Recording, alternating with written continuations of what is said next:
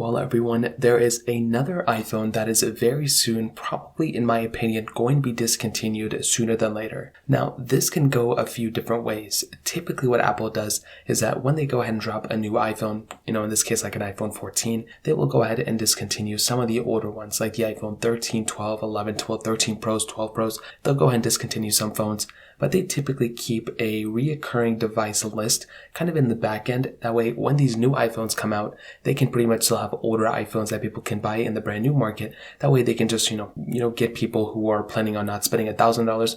If they only want to spend like $600, well, they still have an iPhone there for them. Now, in this case, with the next iPhone that's probably going to be coming out sooner than later, which is the iPhone SE 4th generation, this is probably going to make some people who are planning on buying an iPhone maybe a little sad, maybe a little happy, because in my opinion, the iPhone SE 4th generation has to come in probably in that $500 to $600 price tag. Now, it's not a guarantee, and I don't even know for 100% fact, but if I had to kind of guess, if you look at the iPhone 12 at $599, not only do I think is that kind of a little overpriced, but that is probably a potential price tag that Apple may take for that iPhone SE 4. Now, I could also see Apple going through and releasing the iPhone SE 4, which should theoretically have the same internals as an iPhone 13, but it would have the same exterior as an iPhone XR. So I could also see this iPhone possibly not even, taking over the iPhone 12. I could also see it going below, probably at that $529 price tag, somewhere along those lines as well. So it's not necessarily that this iPhone is going to take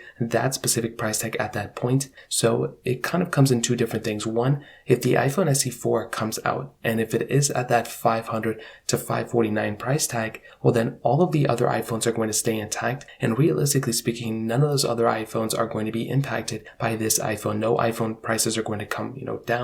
They're not going to be removed if it comes between $500 and $549. Now, if and only if the iPhone SE 4 comes out in that price tag at $599, that is where I would probably end up seeing the iPhone 12 probably being discontinued. Although Apple does occasionally have two iPhones at the same price tag. In this case, they have like the iPhone 12, they have the iPhone 13 and 13 mini. They had the iPhone 14 and another iPhone too, I'm sure. That would kind of make a little bit of sense in that standpoint. But I will say for the future of these devices, I just don't really see how Apple would end up releasing an iPhone SE 4 and not having it either at $599 or between $500 and $550. It's probably going to end up coming out in that March timeframe, just like how the iPhone SE 3 came out this year at that March timeframe. So it's going to be very interesting to see what happens with these devices, but that pretty much covers it up. If you have any other thoughts or questions, let me know in the comment section below. Hit the like button, that would mean so much, but definitely hit that subscribe button. More importantly than everything else, I love every single one of you guys. Hopefully I'll catch you guys in the next video. Peace out till then.